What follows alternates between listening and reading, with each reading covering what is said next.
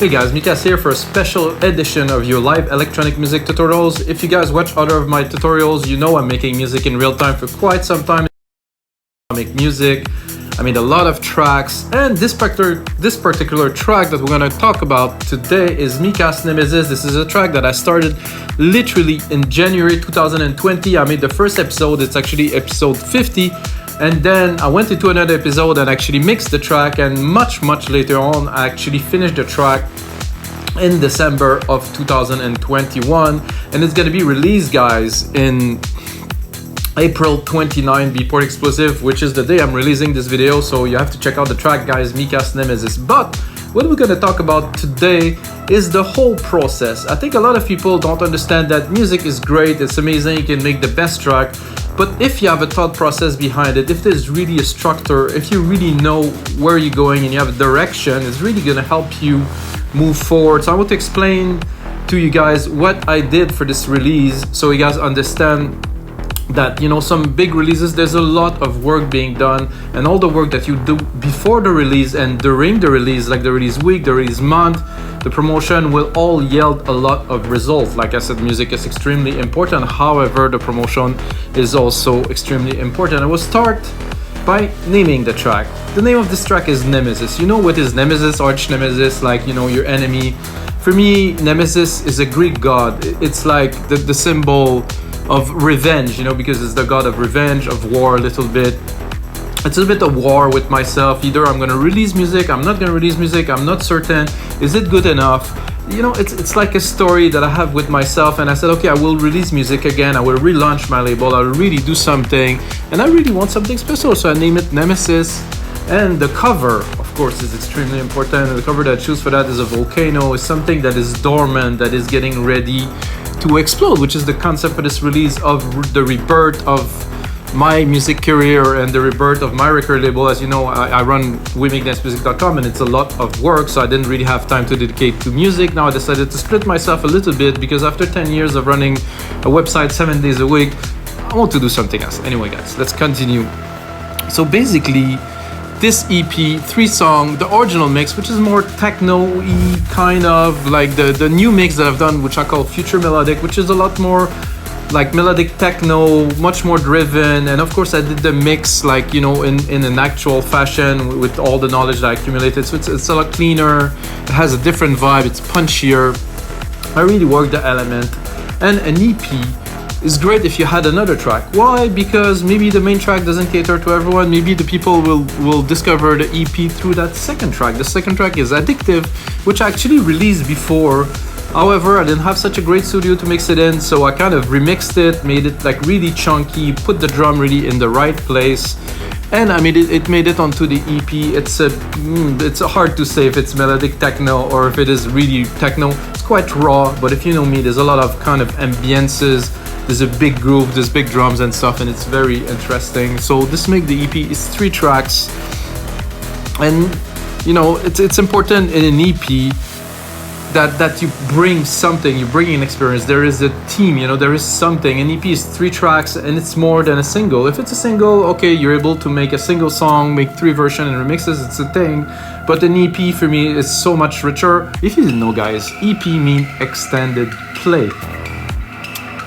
There's LP, long play, EP, extended play. That means it need to have a certain amount of songs or a certain amount of time that the song will play. This come actually from vinyl from back in the days. You know, the vinyl, they either were 45, 33 RPM, and then they could put more or less songs into the record, which is what records are about. So guys, another very important thing I want to talk about, so you guys understand, you know, the release process, is promotion. So basically, if you make music and maybe you want to put it with this DistroKid or another symphonic distribution, you know, other distributor that are there, there's plenty now, you can do SoundCloud distribution and everything. It's great. However, if you just release a track, don't expect people to find it, because every day, there was a stat, I think there was something like 22,000 songs released, or EP even, released every day. So imagine you're one of those 22,000. How people are gonna get to find your music? They won't. It's simply they won't. So any music that is not promoted doesn't really exist. It will only exist for the people that is promoted to. one of the best way to promote is you pitch it to Beatport. So if you have something, maybe you've done music before, you had successes, you have a plan, you have a business plan maybe, because yes, it is business, it is music business, and you better have a plan if you want to go somewhere with this. So basically, pitch it to Beatport. How you pitch to Beatport is you go to your distributor, if you have one that is open to pitching to Beatport, that is, and then you submit a one sheet. A one sheet is kind of like a little bit of a CV of your song. So your song, maybe you send it to, let's say it's a techno song, send it to Jeff Mills, he actually played it on his radio show. Thumbs up, you have a good chance to get a feature. So you basically have to say what you will do with this release, so they will consider you. Do you have a budget for it? Are you gonna put ads for it? Did you send it to the best DJs in the world? You have track record of you as an artist doing something. So all of that accumulate with time, right? So if you, let's say my record label, Progressive Grooves Records, 10 years ago, we had massive success. All the biggest DJs in the world played our music. Why? Because we spent literally 4 years every day pitching to DJs, seeing who's gonna like this track, who could this work with, signing artists and stuff. And basically, eventually we got Tiesto to play 2 of the tracks, actually 3 of the tracks of our label on this radio show, played it live. Massive success because of that, Why? Because we pitched and we thought, would this work with Tiesto right now? Yes, okay, let's send it to him. Oh, would this work with Pete Tong? This is a bit of a difficult one to have access to those people. However, you need time, you need to be prove to them that you're worthy. So basically, people have to hear of you somewhere and it's like, oh, I heard of this guy. Oh yeah, I heard of this guy. Oh, maybe, this track, this label, this something. So you have to build a reputation. It's like anything in any businesses. If you want to sell, cars and you just start a new brand like Tesla, it'll take a long time. And eventually you will get there. Of course, I'm looking at my notes. So basically, the Beatport one sheet, you have to fill it with information relevant. If you have magazines, if you have features, if you have articles, if you have interviews, if you have radio shows, if you have support, you have to put it all in there to show to Beatport that you are really actively working on your release to promote it. And then they might give you a feature that's going to be even more valuable than any of other things that you did, because it's going to put eyes on your release. When people have eyes on your release, they're going to listen. If it works with them, they will buy it. If it doesn't work, they won't buy it. There's something in electronic music that is very particular. There's a genre thing, and then there's a taste thing. First, the genre, let's say melodic techno, and then there's a taste. So some people like very melodic techno with vocals. Some people like very airy melodic techno, band boomer, or maybe up-bat kind of thing. That is not really at all the same as some really pounding track, like maybe stereo production, things like that. So you don't know who's gonna work, but you have to pitch it to as many people as possible. So you find the people that like it, the people that would like it, hopefully will get to play it, cater to a huge audience. You can also pitch to Spotify. Pitching to Spotify is easy if you go on your Spotify profile. If you manage your profile, let's say as an artist, or you have a label that manages your profile for you, you go to Spotify artist and you pitch your release. A little bit the same as Beatport, saying that you have something. I actually did it for this release, Nemesis, and there's a very little, I think 1,000 characters. So I really had to shorten my pitch to say, I'm an active artist for like 20 years. I release music, I get support. I shrink it down, a bit of description of the track of what it is, so they get to listen to it. They probably listen to it. Maybe they're gonna find it interesting for their audience. It's exclusive to them and exclusive to Beatport at the same time. This is something I've been recommended by my distributor to do, to have exclusive for DJ to download, and another exclusive for streaming. So Spotify do like this. They tend to give more features if you do something like that. This is very important. Do your pitch on Spotify. It's a great idea. I think you can pitch to other places. If you're distributed by SoundCloud, you can pitch to SoundCloud. But again, you have to have something to show for it. Like, here's my new track, listen to it, play it. No, this is not enough. Like I said, you have to have a track record. You have to do something. It's like you're gonna come to the best DJ in the world. Like, check out my track. I actually have a story about this, guys. I was in Miami a while ago, and I ran after Pete Tong to give him my CD. I don't know if you like literally I've seen him. I was like, oh, this is Pete Tong, man. I had my CDs because back then it was still CDs. I ran after him to drop him a CD, and I was super stoked. I'm like, yeah, I got my music to Pete Tong. I'm sure he doesn't remember, but eventually, it's gonna be a story I'm gonna be able to tell him. It's like, if you get to play my music, it's important. Another pitch that is very important: if you live in England, you might be luckier. If you live in another country, it's a little bit more difficult. BBC Introduce. So you go on the BBC, do BBC Introduce, you can upload your music to the BBC, and then they will listen to it, and if it's a fit, or if they feel it's something that some of their DJ could play, they will play it, and they will let you know if they play it, which is great, because other stations do not let go, but BBC is well organized. They do actually in England. Dance music is a big thing. So if they play your music, they will let you know, so you can be, wow, somebody played my music on BBC. So BBC Introduce, guys, check it out, type it. This is another good way. And I would say locally to your radio station, if you have community radio, if you have in Canada, we have CBC, we have Radio Canada. There's places like that where you can upload your music, submit it to their catalog, so they might eventually play it. Of course, there's community radios, places like this. If you have friends that have shows and things like that, it's a good way to pitch.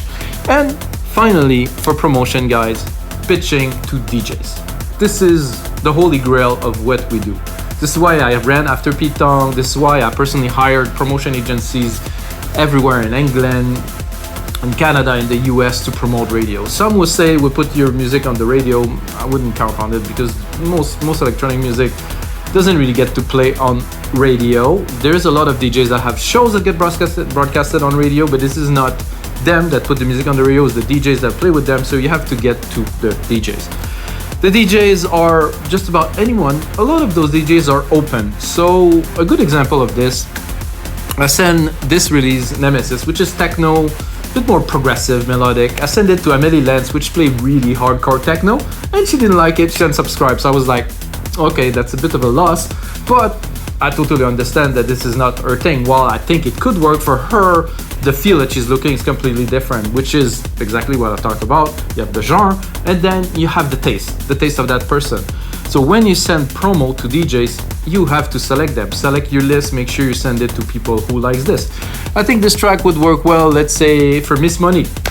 Gonna send it to her, gonna send it to people, build a list, try to find those people, research them, message them on Twitter, Facebook, Instagram, try to find the right people to send the music. This is key, and this has always been key. It might take you 3 months, 6 months, it might take you a year before you get through to a DJ with a track that works. But if this DJ is influential, Nora and Pure, Miss Monica, say woman, it could be Pete Tong, it could be Sasha, it could be John Digweed, like the name now, like, you know, Afrojack and things like that. But if you get through to those people, and then you have your chance, it's gonna shine. You're gonna be able to tell everyone that your track got played on this radio show, and then you're gonna gain credibility. And with this credibility, you'll be able to build.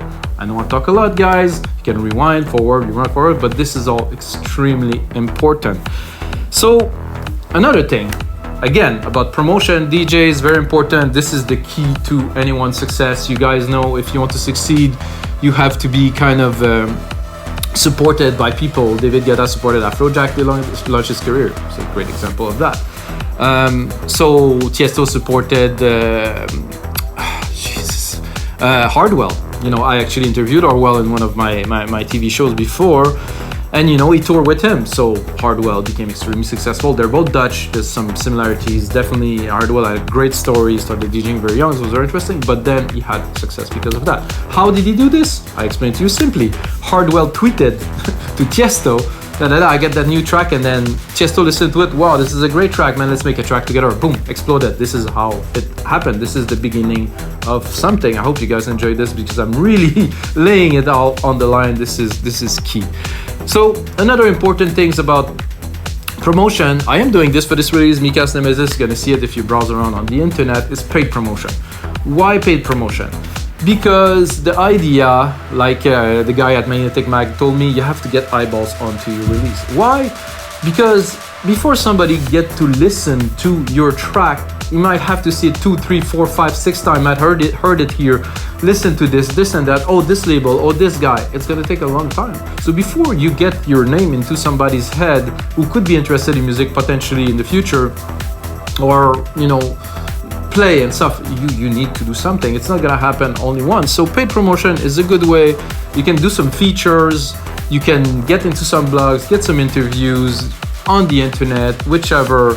That will really, really help you put your music in front of more eyeballs and put your name out there so people get to see it. The way they do it on SoundCloud is Premiere. So you have a lot of channels that are premiering some music which really give a lot of exposure. And again, if the people like what you do, they will go and get it. They will buy it on Beatport, they will steal it, whichever, but it will get eyeballs. And if you get to the right people, likely you will have success. But to be able to do so, you have to get as many people as possible to look at your release. That's it, guys. This is the secret to success. So there's another factor that is very important that is also representative of all the things that I just said, is chance, luck. So let's say you do a lot of work and there's 1,000 people that get to view your release. There is 20 that buy it on Beatport. Great. So how many you think you will need to have the chance to put it on, let's say, in front of Afrojack eyes, or in front of somebody who will like maybe my track, maybe a big techno DJ, Anna, maybe probably would play, let's say, Addictive. I feel she could play that. It's a bit more progressive, but main room techno and peak time techno is becoming more progressive, more synthy. So I think it could work. It's a heavy track. So let's say if I reach 100,000 people with my promo, it's featured on Beatport, it's featured on Magnetic Magazine, featured here, featured there, and then they're like, oh wow, okay, like somebody see it, Anna sees it, it's like, oh, I actually got this promo, I didn't even open it. Then she get to open it, she get to play it. Why? Because she's seen it more than once. What is that related to? It's chance. It's really luck. Luck is a factor that is extremely important, but to be able to push luck, you have to be able to reach as many people as possible and to keep on pushing constantly. And let's say I really feel a DJ really would play my track, I will pitch it again. I have a track that I made that's going to be released soon. It's called The Fire. It's a big kind of electro progressive pop track. You know, it's a blend of all of this. I pitched it to Tiesto a couple times, send it to his like personal assistant, send it to everybody. Didn't get to play it, so I guess it's not what he feel is his sound right now, but I tried, you know. Maybe later on, if it become more of a hit, maybe we'll play it, you know, but I tried, you know, so basically I put all the chances on my side, I retried. So that's it, guys. Now we're gonna get onto the making of this track. I really compiled the best moments, so you can go from the start to the mixing to the finish, and then you can hear the track. And of course, the track that's been playing all along here is this track, Mikas, Nemesis.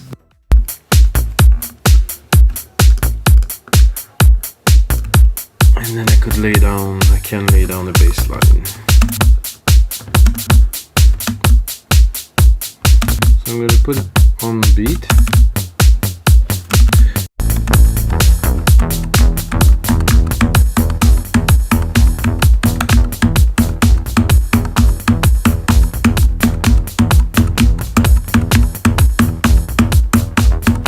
Okay.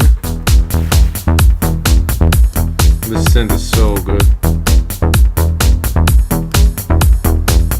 Oh yeah. Bit of noise.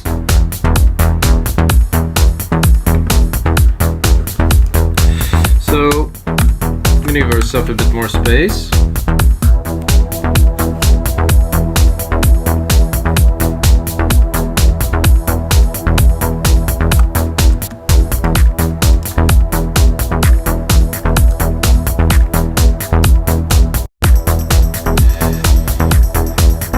Then here I'm looking for some keys. This is beautiful.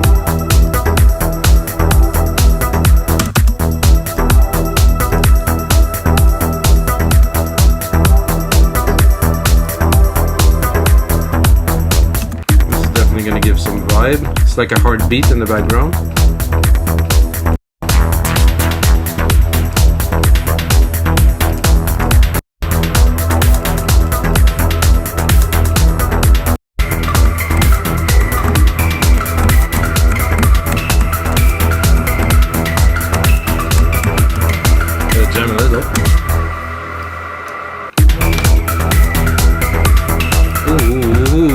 Wait, I really heard something that was worthy of some insertion in this track there.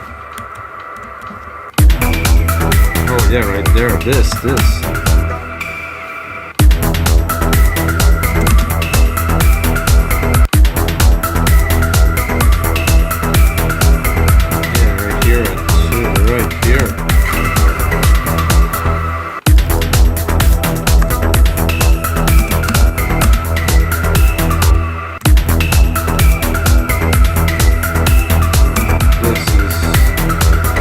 majestic. So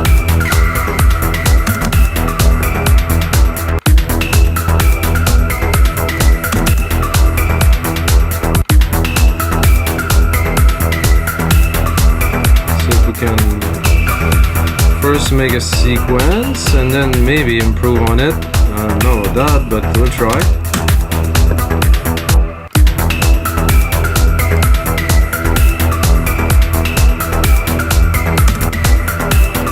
Let's try to quantize it. No quantizing.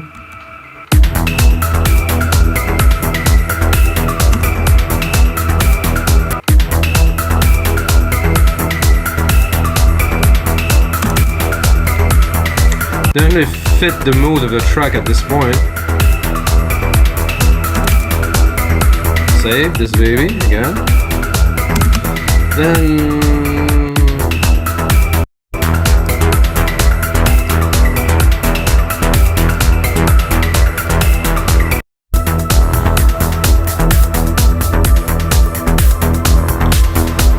so that's the build up, and then in the main part I did this riff with those blocks. Super trippy.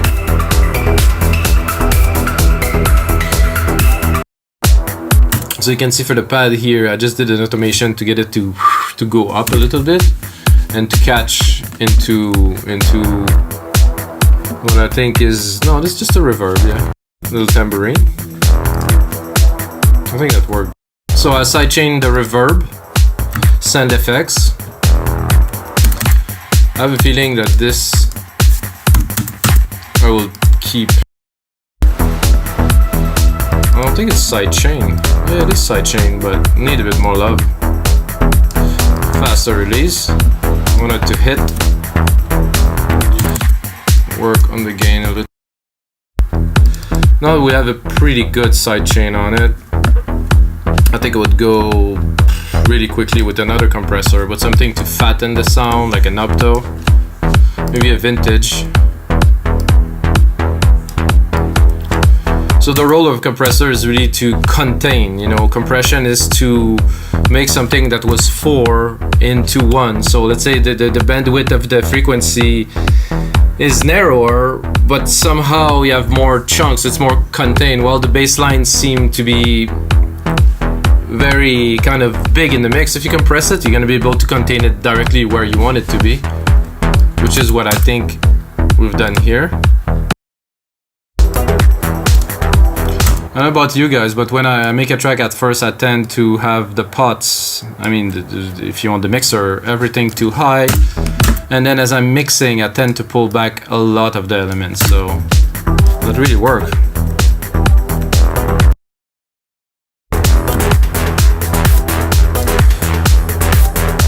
I would even be tempted to even put another one here. I like risers, you know, so let's pick another one that's even more funky or twirly. Let's get some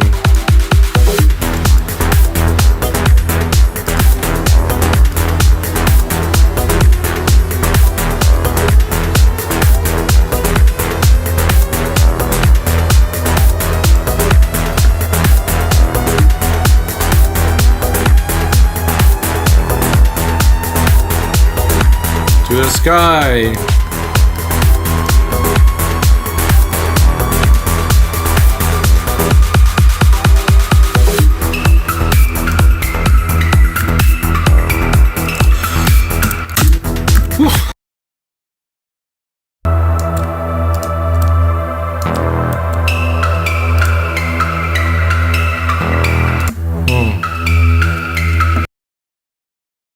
Here we start very slow, build up here. I like those punchy kicks there.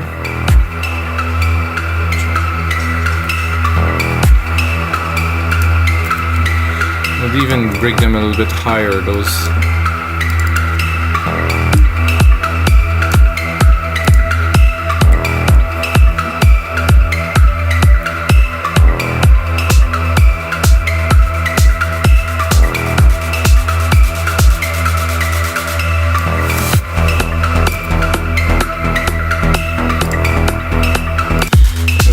open it to the max to see. I'm just testing.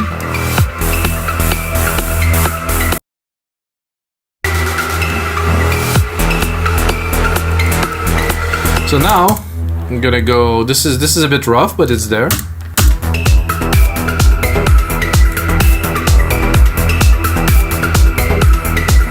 I'm gonna leave a bit of time for those blocks. Start cutting most of the elements. The end.